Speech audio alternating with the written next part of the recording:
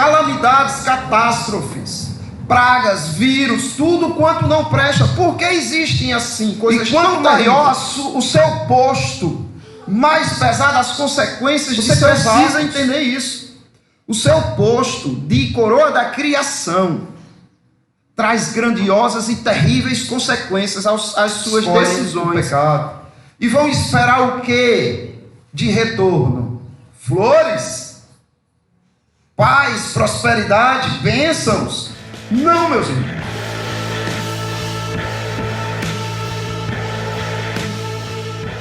Nós estamos estudando a Confissão de Fé de Westminster, estudando a palavra de Deus através da sistematização da Confissão de Fé de Westminster, falando do eterno decreto de Deus.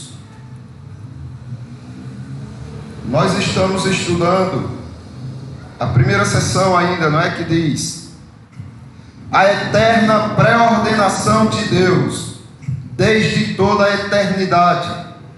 Deus, pelo muito sábio e santo conselho de sua própria vontade, ordenou livre e inalteravelmente tudo o que acontece. Porém, de modo que nem Deus é o autor do pecado, nem violentada é a vontade da criatura, nem é tirada a liberdade ou contingência das coisas secundárias, antes estabelecida. Então nós estamos nessa última parte da liberdade do homem, não é? Deus decretou todas as coisas, porém de tal maneira que ele não tira a liberdade do homem. Atos dos Apóstolos, capítulo 3, versículo 23, é uma prova disso.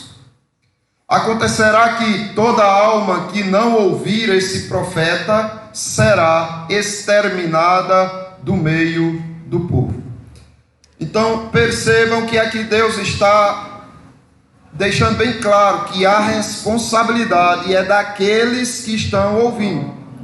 Se eles ouvem o profeta, que aqui é uma referência ao Senhor Jesus Cristo, não é? O Senhor Deus tinha dito ao povo de Israel, mas isso apontava aqui para o Senhor Jesus Cristo. E aquele que não ouvir ao Senhor Jesus, esse será eliminado do meio do povo. De que maneira? Lá em Israel, a lei civil permitia que essa pessoa fosse julgada e condenada à morte. Aqui nos nossos dias, não. A igreja não vai fazer isso. Nem Deus permite que assim se faça. Porém, o próprio Cristo vai exterminar ou separar esses que não dão ouvido à voz dele, daqueles que dão ouvido. As minhas ovelhas ouvem a minha voz, eu as conheço e elas me seguem. Então, essas pessoas serão separadas no último dia, povo. Então Deus, ele não vai deixar junto esse povo por muito tempo. Uma hora ele vai fazer a separação do joio e do trigo. Mateus também fala disso. Eu, porém, vos declaro que Elias já veio. Uma referência a João Batista, né? Em Mateus capítulo 17, versículo 12.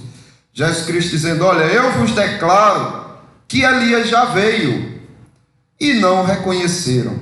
Antes fizeram com ele tudo quanto quiseram. Assim também o Filho do Homem há de padecer nas mãos deles. Então observe, fizeram com João Batista tudo quanto eles quiseram. Então a vontade deles ali estava sendo estabelecida. Fugia do decreto de Deus? Não.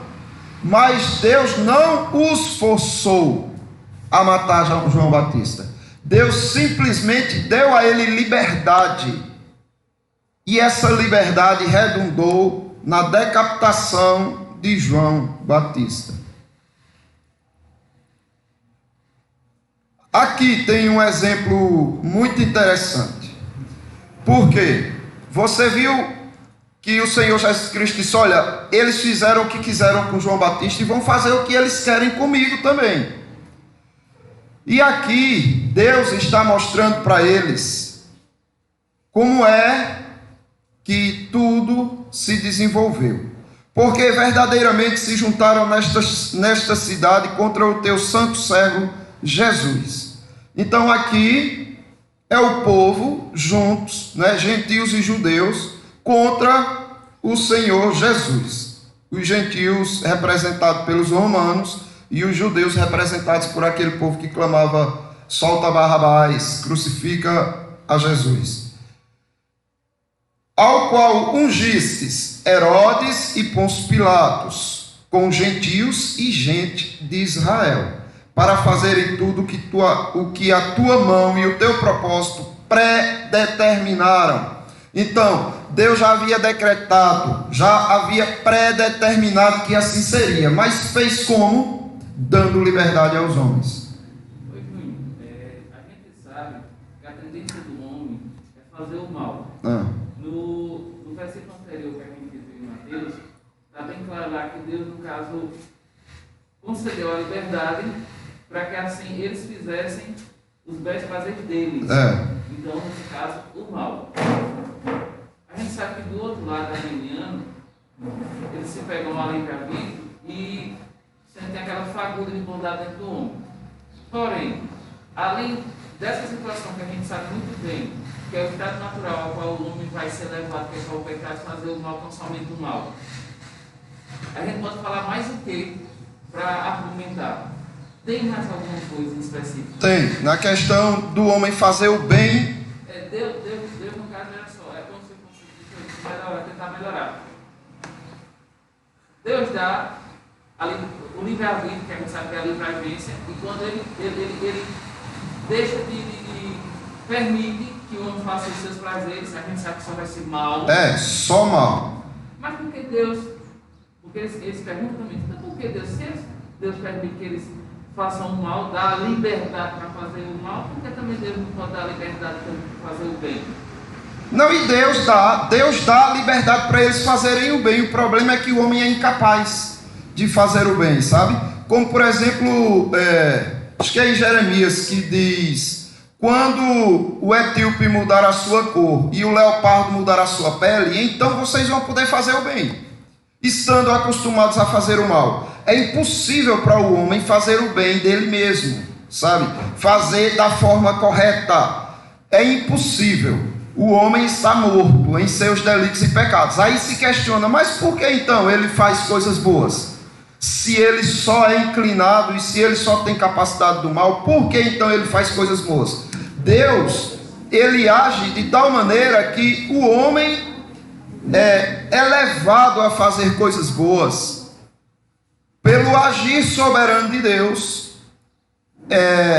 colocando diante deles situações que o inclinam para fazer o bem. Agora isso, como a gente viu anteriormente, sempre para o bem dos eleitos, entendeu? Dos escolhidos. Mas, como é, por exemplo, que Deus trabalha, por exemplo, com um criminoso para ele não sair matando por aí sempre que tem vontade. Porque eles matam, não é? Eles matam. Isso é um exemplo, né? Existem vários, mas eles matam. E de repente ele tem vontade de te matar. Por que ele não mata na hora que ele tem vontade? Porque Deus refrige a ação dele. Sim, de que maneira? A gente viu, acho que foi semana passada, como foi que Deus restringiu a vontade de Herodes em matar João Batista. Como foi que Deus estava restringindo? Herodes temia o quê?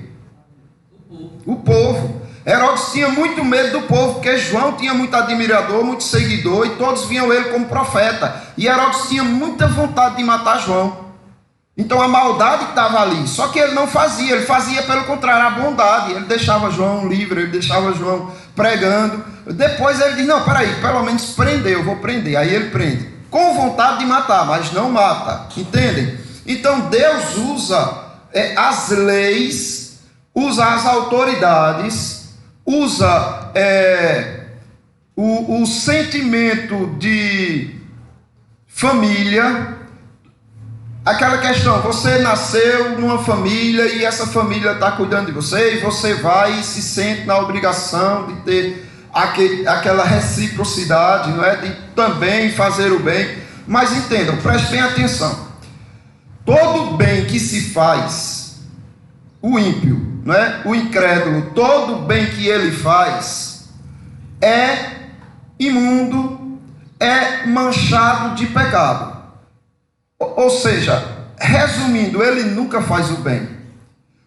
Ah, mas eu estou vendo que é o bem. Ele está alimentando um pobre, ele está atendendo uma pessoa. Sim, de fato, ninguém nega que isso não seja bom. Isso é bom. Agora é Deus agindo para que a raça humana seja preservada e experimente de sua bondade. Só para concluir, agora veja bem.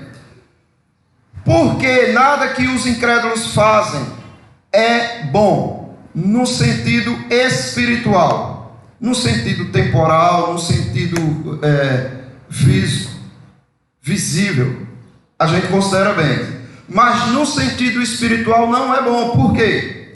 Porque ele faz na intenção de glorificar ao Filho de Deus. Entendeu? Então qualquer coisa, até nós mesmos, quando fazemos algo, eu vou fazer para receber um elogio, eu vou fazer para me verem que realmente eu estou fazendo. Qualquer motivação que não seja o Senhor Jesus é pecaminosa. Então nesse sentido você observa que não existe nada de bom no ímpio. Mas ele fez o bem, fez, realmente uma pessoa foi ajudada por ele. Mas o que saiu, o que brotou do coração dele não foi simplesmente o bem supremo, que seria o bem espiritual. Foi um bem físico, foi um bem carnal. Ou seja, ele só está lidando com o que é carnal e nada espiritual.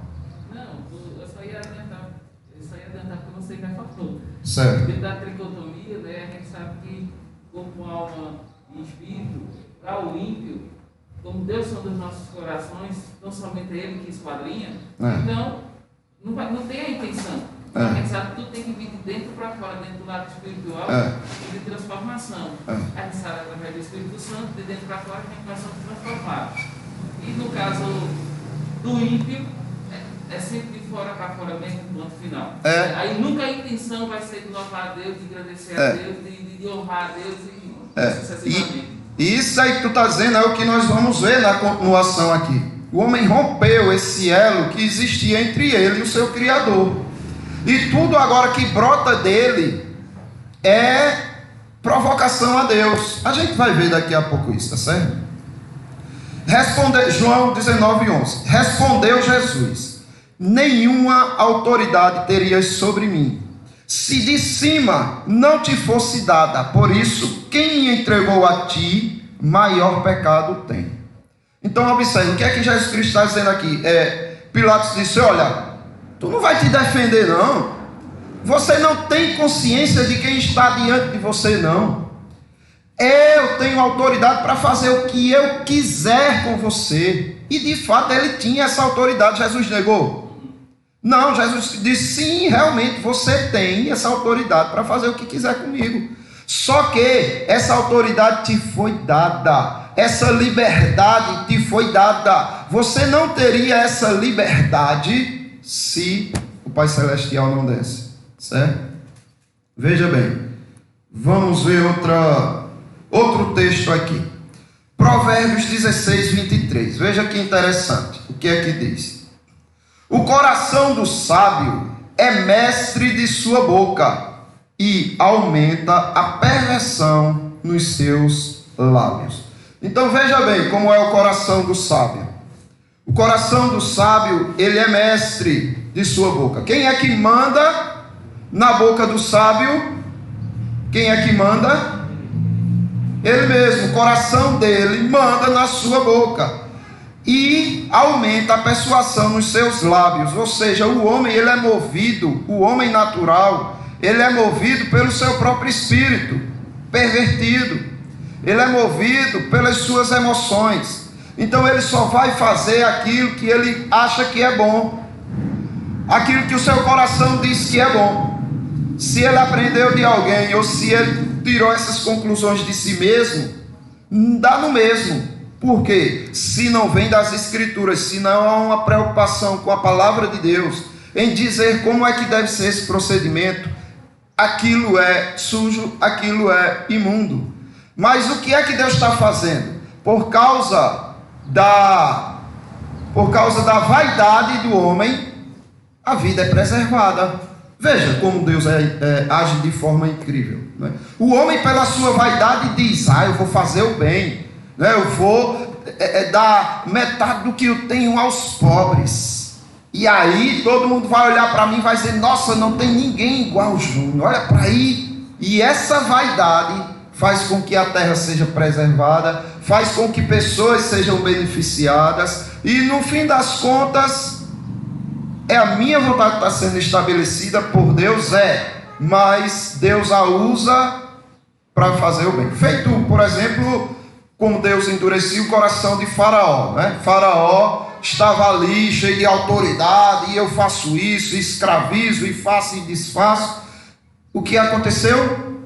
Deus disse: vou dar um basta.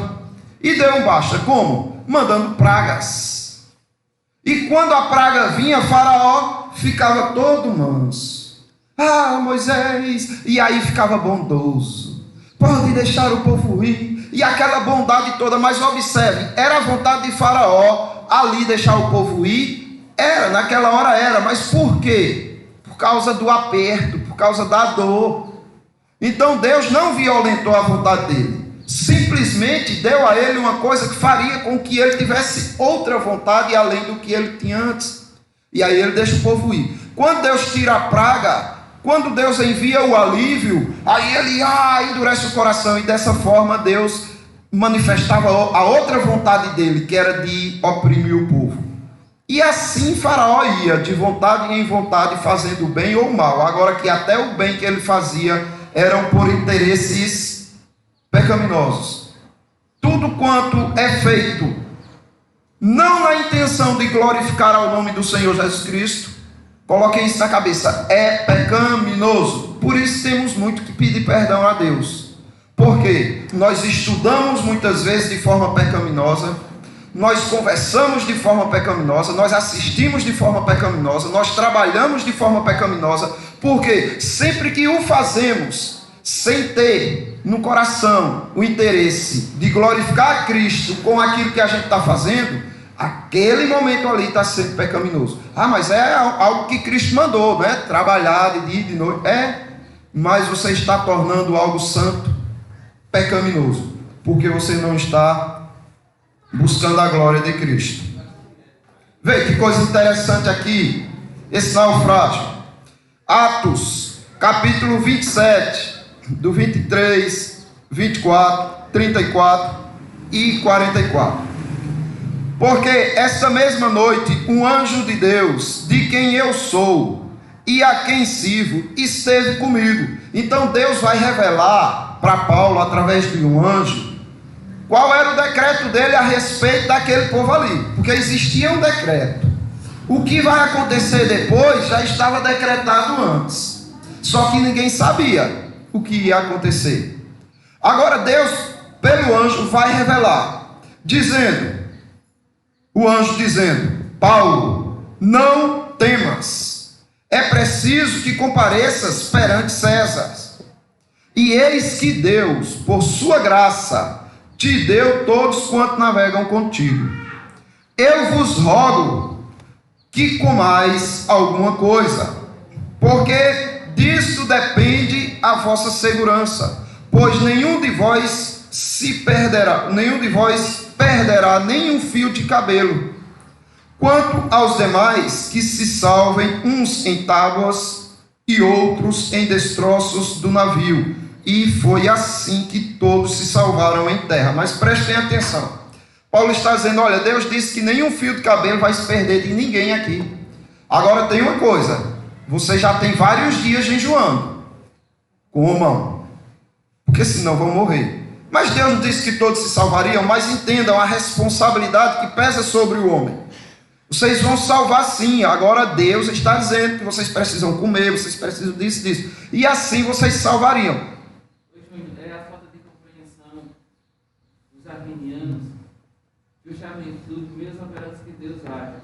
ordinárias e extraordinárias. Justamente.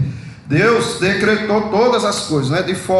E Ele age de forma ordinária, que são as formas naturais que conhecemos.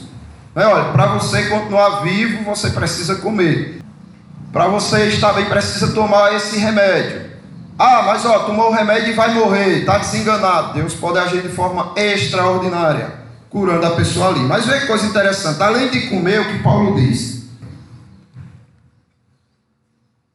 procurando os marinheiros fugir do navio e, tendo arriado o bote no mar, a pretexto de que estavam para largar âncoras da proa, diz Paulo ao centurião e aos soldados: se estes não permanecerem a bordo, vós não podereis salvar-vos.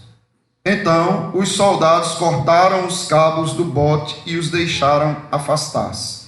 Mas observe, Deus disse: não vai se perder nenhum aqui. Só que Deus deu diretrizes de como seria, e essas diretrizes pesam sobre a responsabilidade dos homens, certo? Então os homens, eles têm essa liberdade de dizer: vou por aqui ou não vou por aqui. Agora que nem eles conseguem alterar o decreto de Deus, e nem Deus viola a liberdade deles. O diabo teve sua culpa, né? A gente estudou semana passada sobre o demonismo, e eu espero, pessoal, sinceramente, que vocês estejam acompanhando os vídeos que eu estou enviando, principalmente quando vocês não estão aqui.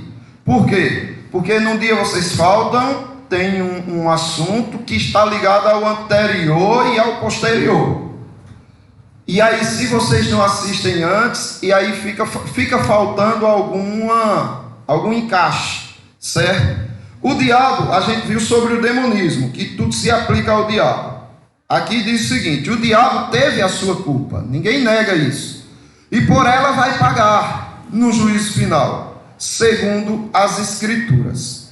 Como diz Apocalipse 20:10, o diabo, o sedutor deles, então, ele foi o sedutor e é o sedutor, foi lançado para dentro do lago de fogo e enxofre, onde já se encontram não só a besta, como também o falso profeta, e serão atormentados de dia e de noite, pelos séculos dos séculos.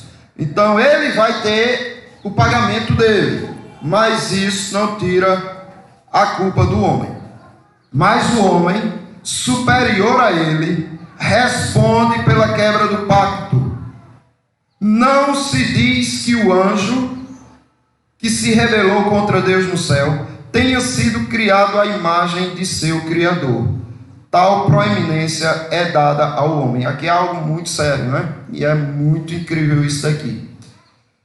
Por maiores que sejam os anjos em sua glória, eles foram criados menores que vocês, inferiores a vocês, porque a nenhum deles foi dada essa honra de se dizer: és a minha imagem e a minha semelhança. Somente ao homem e à mulher.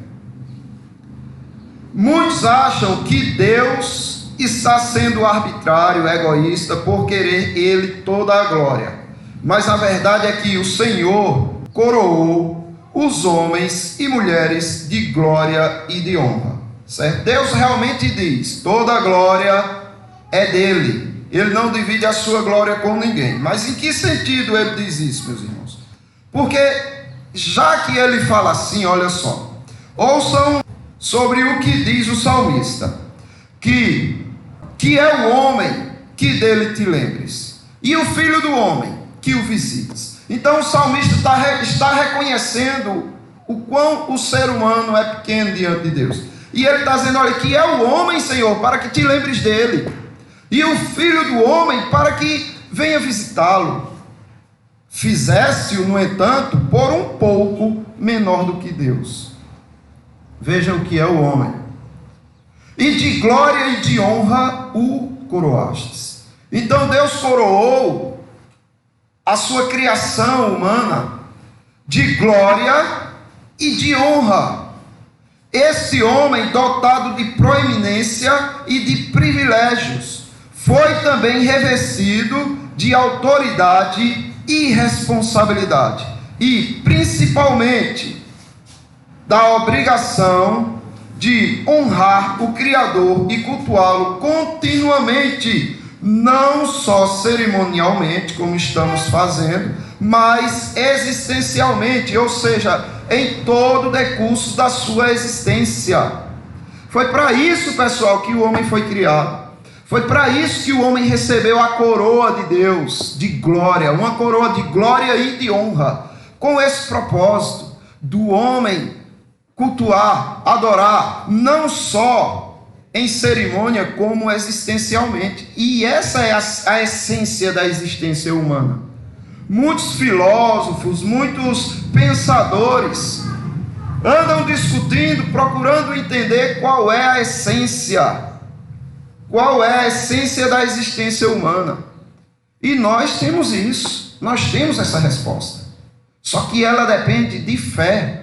E essa fé quem dá é Deus. Mas observe, é responsabilidade do homem isso. E não só dos crentes, mas também de todos os seres humanos. De se dedicar a sua existência a cultuar e honrar o seu Criador. Quando o Senhor exige toda a glória para Ele, observe Isaías 42, versículo 8. Eu sou o Senhor, esse é o meu nome, a minha glória, pois não a darei a outrem, nem a minha honra a imagens de escultura. O que é que Deus está querendo dizer com isso? Porque agora há pouco nós vimos que Deus coroou o ser humano, o homem e a mulher, de glória e de honra. E como é que ele está dizendo aqui agora que, olha, eu não divido a minha glória com ninguém, eu não darei a minha glória a outro? Mas ele não deu. O que é que Deus está querendo dizer com isso? Preste bem atenção, pessoal. O Senhor está nos poupando de embarcarmos na insanidade, perversão e profanação da maior e mais grave mentira da existência humana, de que nós temos glória de nós mesmos. Quando Deus diz assim, olha, eu não vou dar a minha glória a seu ninguém, Ele está dizendo assim, olha, eu só vou revelar para vocês o que é a verdade. Eu não vou enganar vocês e eu não vou mentir para vocês, como fez a serpente no Éden, dizendo, olha, tu pode ter a mesma glória que Deus. Ele jamais diria isso, pessoal, porque isso seria uma mentira, e Deus não mente. Então, quando Deus diz assim, toda a glória é minha, Ele está sendo verdadeiro, e Ele está nos poupando de viver uma mentira, porque se Ele não revela esta verdade, nós vamos dar glória a outras coisas, inclusive a nós mesmos. Então percebem que isso é o cuidado de Deus conosco. Sempre que Deus fala de sua glória, sempre que Ele traz à lume a sua glória, Ele está preocupado conosco, não é com Ele não. A gente não aumenta a glória de Deus, a gente não aumenta a riqueza de Deus, a gente não aumenta a santidade de Deus, a gente não aumenta o prazer de Deus, nada. Nós não temos nada para acrescentar ao que Deus já tem. Pelo contrário, né, Jobs? Nós aqui temos que receber dele. Então, por isso que nós somos chamados, e a gente da teologia sistemática, a coroa da criação. Ele é que nos dá essa glória. Não é nós que damos a glória a nós mesmos. Justamente. A imagem de semelhança, e assim vai sucessivamente. E aquele versículo anterior disse lá que o homem é menor que Deus, né? Ele está bem claro ali. Aquele versículo anterior. Quer dizer, como que ela pode dizer que é igual? Se já está dizendo ali, você foi feito, tem a glória, foi dado por Deus, mas a sua glória é menor que a de Deus. Então nunca pode ser igual. Justamente. E tudo é atraído para um princípio só, que Deus faz questão de várias vezes mesmo, do Velho Testamento até o Novo, dizer, obedeça. Eu lembro de uma conversa que eu tive com uma pessoa que estava angustiada, estava revoltada com algumas coisas que aconteceram. E aí eu conversando com essa pessoa, aí eu pedi para sentar e escutar, e eu disse, olha, o nosso foco tem que ser a glória de Deus. Isso que aconteceu pode glorificar a Deus. E a sua postura pode glorificar a Deus. Porque o nosso objetivo nesta terra é a glória de Deus. E essa pessoa se revoltou mais ainda e disse: por que Deus só quer para ele a glória? Por que Deus é assim tão egoísta e só pensa na glória dele? E aí eu expliquei para essa pessoa, não é isso que a gente está vendo aqui. Olha, se Deus não é verdadeiro a ponto de dizer você não tem glória nenhuma e toda a glória é minha, e se você tem alguma glória é porque essa vem de mim. Se Deus não é verdadeiro para dizer isso a nós, o nosso destino é o inferno, pessoal. Porque nós vamos pensar que o sol merece toda a glória. A gente vai pensar que os animais feitos na Índia, a vaca é sagrada e ela merece a glória. A gente vai pensar que nós mesmos merecemos a glória, que o nosso semelhante, porque está fazendo bem para nós, merece a glória. E isso tudo é enganação, é mentira, porque tudo vem de Deus. O sol que você glorifica foi criado por Ele. A vaca que os hindus glorificam foi criado por Ele. Você e seus semelhantes que estão se autoajudando foi criado por Ele, inclusive as circunstâncias e o meio para se ajudarem. Então tudo redunda na glória de Deus, mas Ele nos dá glória. O que Ele não quer é que nós sejamos mentirosos, não reconhecendo que vem dele essa glória. Veja só que interessante. É impossível ao homem não adorar, reverenciar, cultuar, dar glória a alguma coisa. Isso já faz parte da natureza humana, é inerente do ser humano. A gratidão faz parte de todo ser humano. Por mais perverso e pior que ele seja, ele é grato em alguma ocasião, nem que seja ele mesmo. Porém, sem a intervenção divina, o dão a deuses que nada são. Estes que adoram, que glorificam, que cultuam, se não houver uma intervenção divina, eles vão dar a outros deuses a glória que só é devida ao Deus verdadeiro. Ídolos são estes a quem eles darão glória. Ídolos feitos de madeira e de pedra, ídolos feitos de espelho, ou seja, a si próprio. Quando se olha no espelho, começa a se achar e acredita que tudo que ele tem é fruto simplesmente do seu suor, da sua sabedoria, da sua astúcia.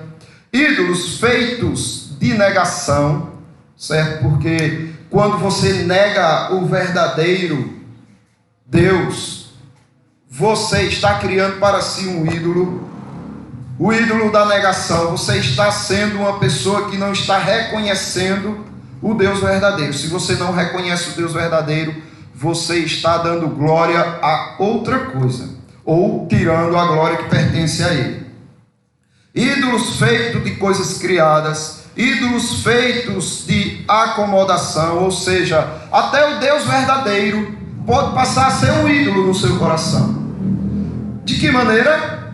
Da mesma forma que o povo de Israel fez lá com o bezerro de ouro. Vocês acham que aquele bezerro de ouro estava representando quem? Era o Deus verdadeiro, era Yahvé. Eles falavam ao bezerro de ouro dizendo: olha, tu nos tiraste do Egito. E eles atribuíam aquele bezerro de ouro como sendo Yahvé. Ou seja, eles deram uma imagem a Deus. E Deus disse: não passa de outro ídolo, de tantos que vocês já têm. Como diz Calvino, a mente humana é uma fábrica, meus irmãos, de criar ídolos. Então temos que vigiar sempre para que esses ídolos não venham à tona na nossa mente, no nosso coração. E essas pessoas, por exemplo, um arminiano, ele cria um Deus à sua imagem. Um pentecostal, ele cria um Deus à sua própria imagem. Ou seja, eles olham textos bíblicos e dizem: é muito duro. Como é que coloca o homem numa situação dessa? Ah, não é assim também não. E aí começa a colocar o homem em um pedestal, e ele está fazendo com que Deus se submeta àquilo que ele acredita. Então é um ídolo de acomodação, que eles acomodam ao seu bel prazer, aquilo que eles realmente acreditam, e não aquilo que a Escritura apresenta a respeito de Deus. O ateu também tem seus ídolos. Quem é o ídolo do ateu? Geralmente é a ciência, né? Geralmente é a ciência ou ele mesmo. Por quê? Quem é que deu essa sabedoria ao ateu? Que ele acha que tem, não é? Olha, eu cheguei à conclusão de que não existe Deus. E por que você chegou a essa conclusão? Porque eu estudei muito para isso. Eu estudei, fui na ciência, e fui ali, fui aqui, fui tal. Então observe que ele chegou a uma conclusão de que não existe Deus, mesmo não tendo provas da inexistência de Deus. Porque a ciência não prova a inexistência de Deus. Ele é idiota dele mesmo e idiota da ciência. Justamente. E sabendo que os dois são criados por ele, tanto o homem que ele, quanto a ciência que criaram por Deus. E acho que um exemplo muito bom, dado até no filme Não Há Deus, no primeiro e no segundo, por exemplo, é da frustração do homem. Dele justamente até teve uma tendência religiosa não, uma experiência religiosa, né? Ou seja, ele tem até conhecimento de premissas religiosas, dado ao cristianismo, vamos colocar assim, e se frustra. Aí como é que ele passa? Oxe, eu quero esse Deus aí horrível, não, esse Deus aí, não, esse Deus aí. Como se ele fosse bonzinho. Então dentro dessa frustração, além da ciência, começa a estudar, como você bem disse, aí junta uma coisa com a outra, que é desgraça. Que é aquilo, eu não estou satisfeito com esse Deus que você apresentou para mim. Às vezes um Deus que é apresentado de uma forma distorcida para essa pessoa, e essa pessoa cria muitas paranoias na cabeça e começa a se revoltar e diz: não creio num Deus desse. Mas na verdade o que é que ela quer? Ela quer crer num Deus que satisfaça os seus interesses, os seus caprichos. E de que maneira isso pode ser possível? Ela estabelecendo: olha, eu vou para aquela igreja porque naquela igreja fala como eu gosto de ouvir. Ou um ateu: olha, eu vou para a ciência porque a ciência fala o que eu gosto de ouvir. Mas observe que são ídolos que ofuscam o Deus verdadeiro, não é a glória do Deus verdadeiro. Puxando um pouquinho para aquele jogo que você falou aqui. Também eles pegam, se você falar alguma coisa, né, sobre a ira de Deus, aí ele fala: não, isso aí não vai no Testamento. No Testamento Deus agiu dessa forma. Mas no Novo não é assim. No Novo Testamento é só graça. Como se não tivesse graça no Velho também, né? Aí fala: não, aí não dá crédito muito ao Velho Testamento, dá crédito ao Novo, entendeu? E assim, não entende que Deus é o mesmo Deus que era no Testamento, é o mesmo Deus que era no Novo, só mudou a maneira de agir, entendeu? Mas se significar hoje, ele deixa, como se for, dar a liberdade tanto ao homem, que hoje é mais liberdade que antes, né? Hoje o homem tem mais liberdade do que no Velho Testamento cessava logo, né? E agora não, a gente está deixando mais solto, e as pessoas estão praticando o erro, e com isso, esses erros que vão sendo acrescentados, a condenação dele é maior. É maior. Que é justamente a progressão da palavra de Deus. Antes não tinha a palavra completa, estava sendo revelada.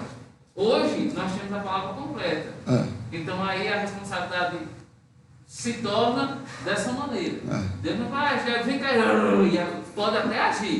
Não devia querer, né, nos pensamentos, saber os pensamentos de Deus dessa maneira. Mas, dentro do que a gente tem dentro da progressão aqui da palavra, aqui. Ninguém pensa que Deus vai. Não, e outra coisa, veja só. E até vai, Júnior. E até vai. O que é que está revelado aqui? Ele vai, por exemplo, destruir o mundo com águas, mas não. Então, quer dizer, até vai. Agora vai chegar o momento certo, vai ser de uma vez só. É isso que eu ia dizer agora. Veja bem, se você analisar, a forma mais dura se encontra no Novo Testamento. A forma mais dura de Deus apresentar ao homem o evangelho, porque era duro no velho, só que muita coisa não era revelada ainda, e no novo é revelado, porque observe a forma que Jesus Cristo fala do inferno eterno. Não é tão pesado quanto no Velho Testamento, ou não é como no Velho Testamento. Na verdade é mais pesado que no Velho Testamento. No Velho Testamento Deus diz apedreja.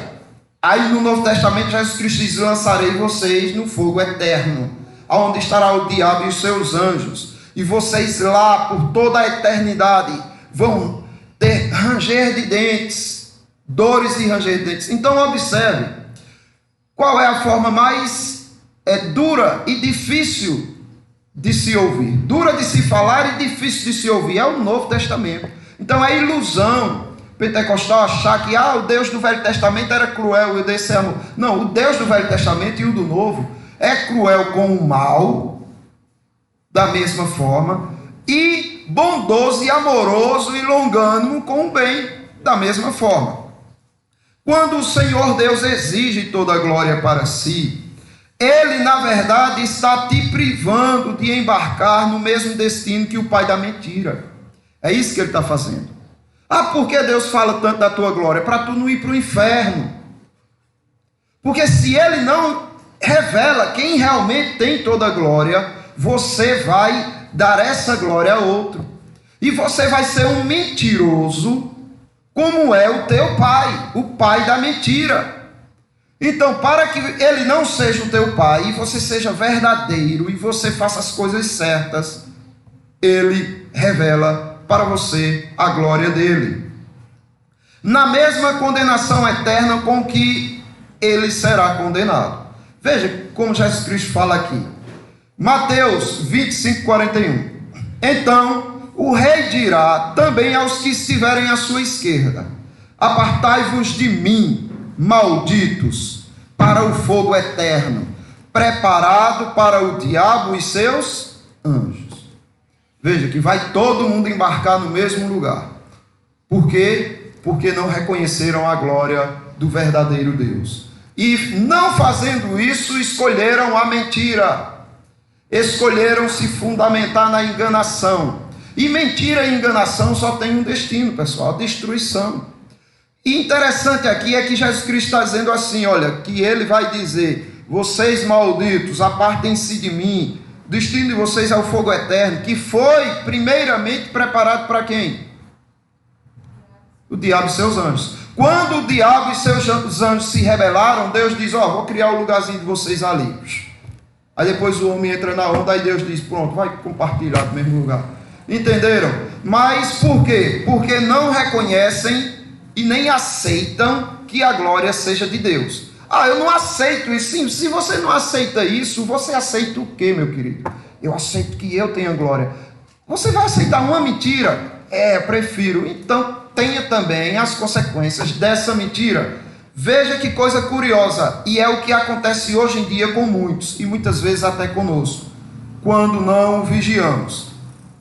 Você é um ser adorador, um ser de gratidão, e quando agradece, louva, e quando louva, adora. Mas quando a fonte primária deste agradecimento não é o Criador verdadeiro de todas as coisas, então você não passa de um idólatra que louva ídolos inúteis.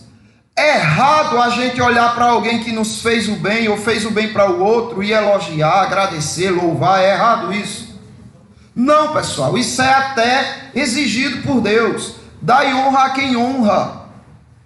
Entendeu? É exigido por Deus. Mas o que não podemos é achar que a fonte primária daquela ação vem daquele sujeito. Que aquele sujeito é diferente de tudo e de todos, e que ele, só ele, teve a capacidade e a condição de fazer aquilo. Aí sim nós tiramos a glória que pertence a Deus. Então, por exemplo, abram aí Atos capítulo 12. Atos capítulo 12. Leia o versículo 21 a 24, bem alto aí. Em dia designado, Herodes, vestindo de traje real, assentado no trono, dirigiu-lhes a palavra. E o povo clamava: é voz de um Deus e não de homem. No mesmo instante, um anjo do Senhor o feriu, por ele não haver dado glória a Deus, e comido de vermes, expirou. Eu estava dizendo, era isso mesmo. Entretanto, a palavra do Senhor crescia e se multiplicava. Entenderam? Veja bem o que aconteceu aqui, certo? Herodes deu um discurso belíssimo que impressionou toda a multidão. E a multidão disse: é um Deus que fala, não é um homem. Deu um elogio até pesado para ele, não foi? E ele morreu comido de verme. Por quê, pessoal? Por causa do elogio que o povo deu, foi? Não, porque na hora não repreendeu as pessoas. Falou assim: olha, eu não sou Deus. Só existe um Deus. Né? Agora, porque ele não deu a glória. Ele tomou para si aquela glória. E ele se exaltou com aquela glória. E aquela glória para ele era uma mentira. O discurso era belíssimo, era. Mas ali não estava um Deus falando. Estava um homem que foi agraciado com eloquência, com sabedoria de alguns aspectos para aquele momento. E ele pegou aquilo que ele recebeu de Deus e disse: de fato foi eu mesmo. E no mesmo instante ele foi tocado por um anjo e foi comido de vermes, porque não deu glória a quem de fato é merecida toda a glória. Veja o que diz Oséias, que é o que acontece hoje em dia, certo? E sempre vai acontecer enquanto o pecado existir no mundo. Oséias 2:8. Ela, pois, não soube que eu é que lhe dei o trigo, e o vinho, e o óleo, e lhe multipliquei a prata e o ouro, que eles usaram a Baal. Abram aí esse texto. Oséias 2. Dizei a vossos irmãos, Oséias capítulo 2, do 1, viu? Dizei a vossos irmãos, Ami, e a vossas irmãs, Roma, contendei com a vossa mãe, contendei, porque ela não é minha mulher, e eu não sou seu marido. E desvie ela as suas prostituições da sua vista, e os seus adultérios entre os seus seios, para que eu não a despoje, ficando ela nua, e a ponha como num dia em que nasceu, e a faça como um deserto, e a forme como uma terra seca, e a mate de sede. Observe, aqui era o que ela era no passado. Deus está dizendo: olha, se ela não parar com suas prostituições, eu vou fazer com que ela volte a ser o que ela era antes. Então, se ela era alguma coisa boa hoje, é porque Deus assim o fez com Israel. E não me compadeça de seus filhos, porque são filhos de prostituições. Porque sua mãe se prostituiu, aquela que os concebeu ouve torpemente, porque diz: irei atrás dos meus amantes, que me dão o meu pão e a minha água, a minha lã e o meu linho, o meu óleo e as minhas bebidas. Percebem o que está acontecendo aqui? Israel estava indo atrás de alianças não permitidas por Deus e recebendo alguns lucros dessa aliança. E estava dizendo: eu vou atrás deles, que eles que me dão isso. Portanto, eis que cercarei o teu caminho com espinhos, e levantarei um muro de sebe, para que ela não ache as suas veredas. Ela irá atrás dos seus amantes, mas não os alcançará. E buscá-los-á, mas não achará. Então dirá: ir-me-ei e tornar-me-ei a meu primeiro marido, porque melhor me ia então do que agora. Ela, pois, não reconhece que eu lhe dei o grão e o mosto e o azeite, e que lhe multipliquei a prata e o ouro, e que eles usaram para Baal. Então observe, eles estão acreditando que são os deuses das outras nações que estão fazendo isso. E eles estão recebendo trigo, cereal, prosperidade, e estão indo oferecer a Baal. Como que pensando que é Baal que está fazendo isso com eles. Eles nem reconhecem, nem entendem que sou eu que estou dando tudo isso a eles. É o que acontece hoje, pessoal.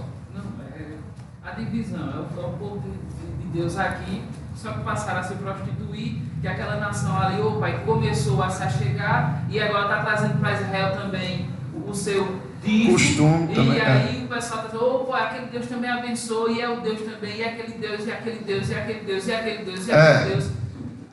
E aí esquece que tudo que eles recebem, na verdade, vem de Deus. Mas eles fizeram uma promessa, e o padroeiro respondeu: eu estava com câncer, fiz uma promessa e fui curado. Vou glorificar o padroeiro que assim fez por mim. Aí quando ele faz isso, na verdade ele está tirando a glória de Deus, porque não foi o padroeiro, foi Deus que o curou do câncer. E Deus está dizendo: olha,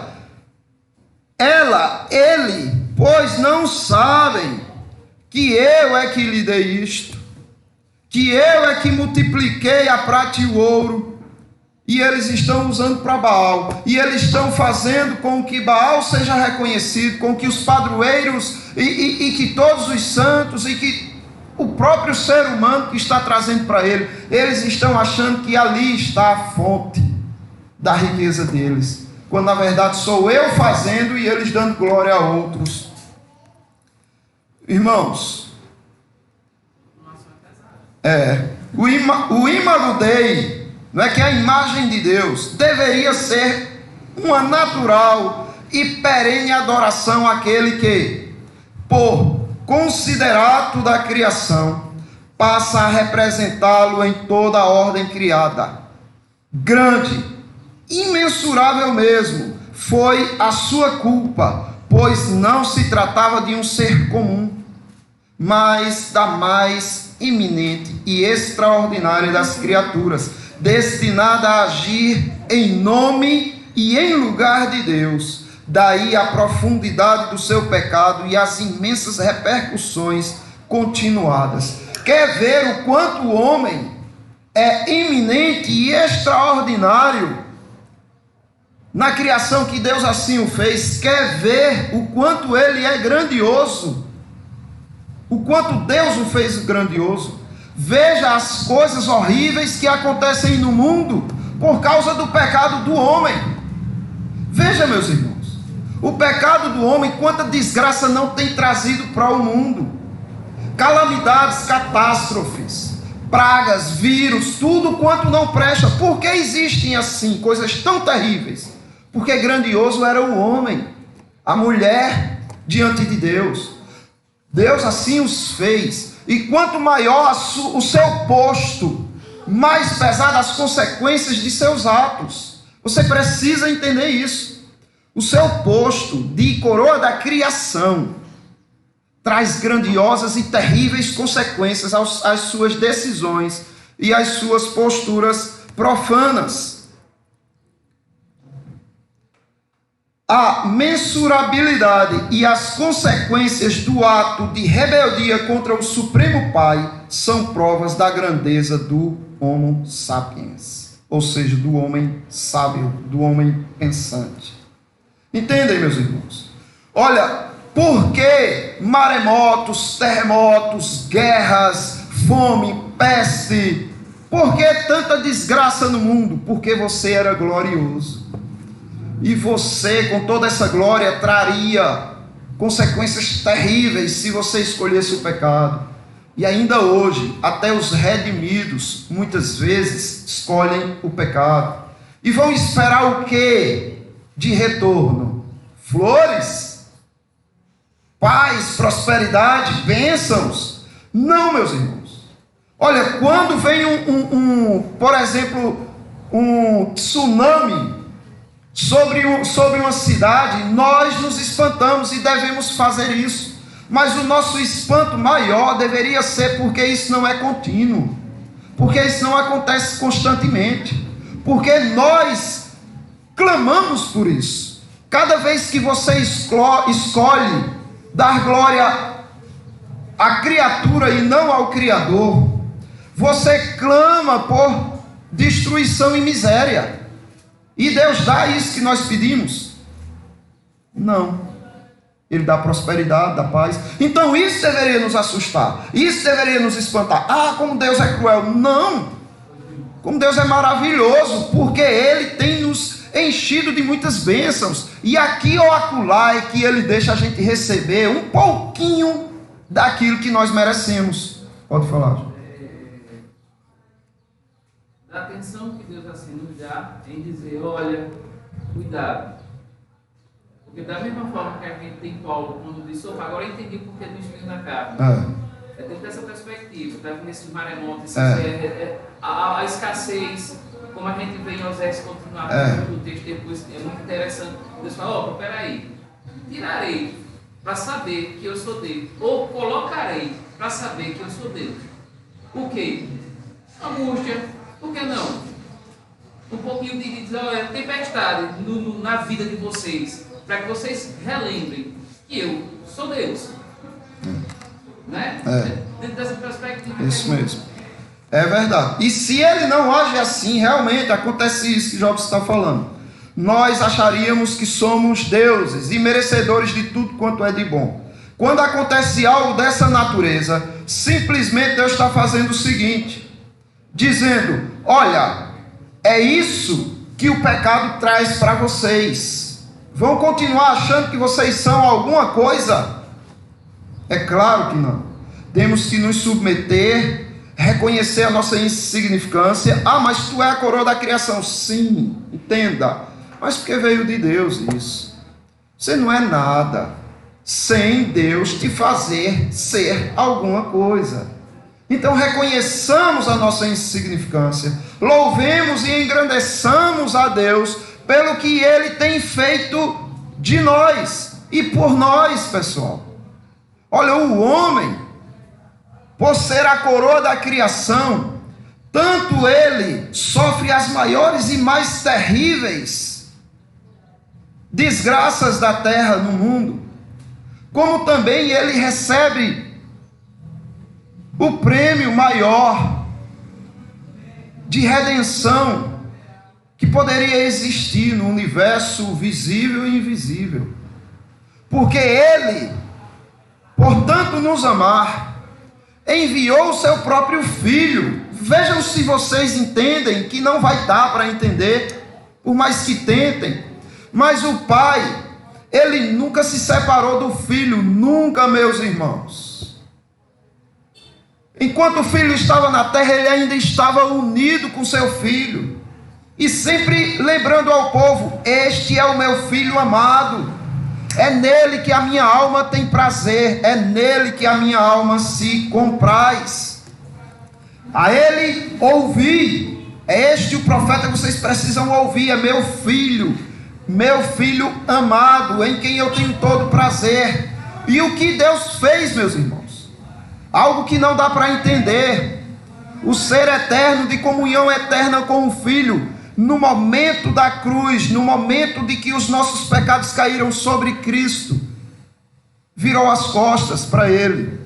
Percebam o quão importante para Deus vocês são, mas não porque se fizeram, mas porque foram feitos importantes. E Deus vira as costas para o seu próprio Filho, que clama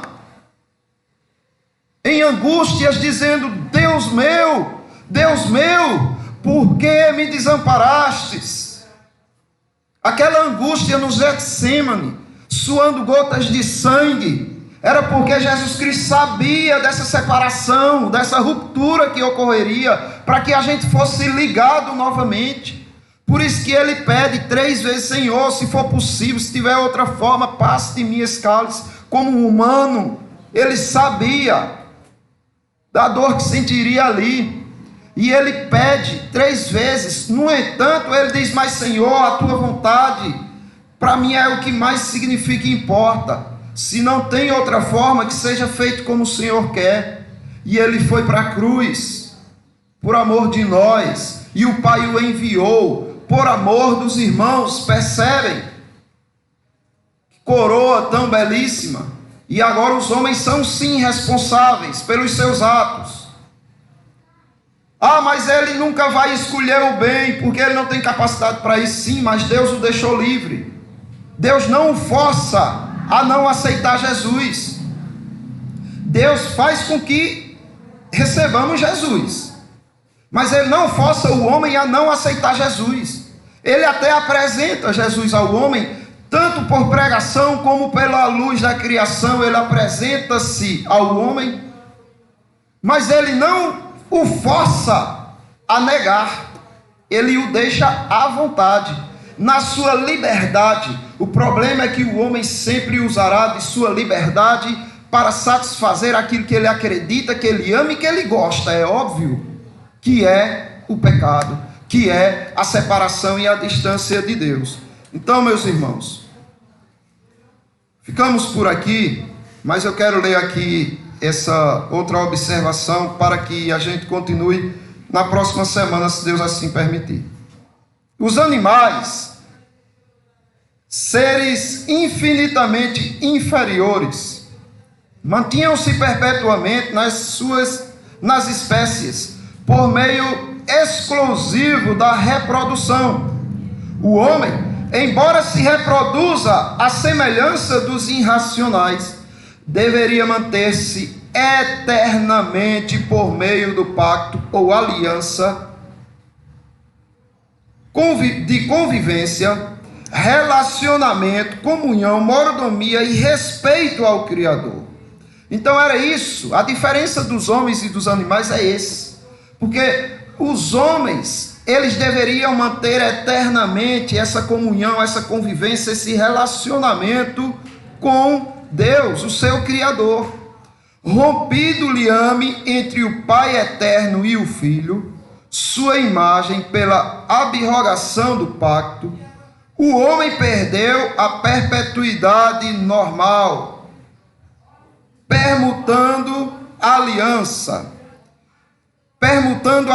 de bênção que o pacto lhe garantia por uma herança de corrupção. Foi o que nós vimos, certo? O homem, como filho de Deus, deveria manter essa comunhão. À medida que ele rompe, à medida que é rompido esse liame, essa ligação com Deus, então o homem traz para si todo tipo de maldição, porque isso fazia parte do pacto de Deus. Olha, se comeres, morrerás. Se não comeres, deste aqui, coma de todos os outros. Imagine os milhões incontáveis frutos da mais diversidade de espécies. Imagine quantos não existiam. E Deus diz: eu só quero um. Aí o homem faz o quê? Eu quero também esse. Não me satisfaz somente com milhões. Eu quero o teu único. E vai lá e toma do fruto, conhecimento do bem e do mal. Então, meus irmãos, veio agora as consequências. E o homem é livre? Ele só não consegue escolher outra coisa além da distância de Deus, a não ser que Deus o traga. E nos casos aí, o homem não tem desculpa, né? Porque o homem foi feito a semelhança de Deus, um ser racional. Porque os animais são irracionais. Então é um ser pensante, um ser inteligente, racional, e mesmo assim escolheu o mal. Né? E com isso, não só o homem, mas também a natureza, né? Dos animais corromperam também, o homem. O homem corrompeu tudo.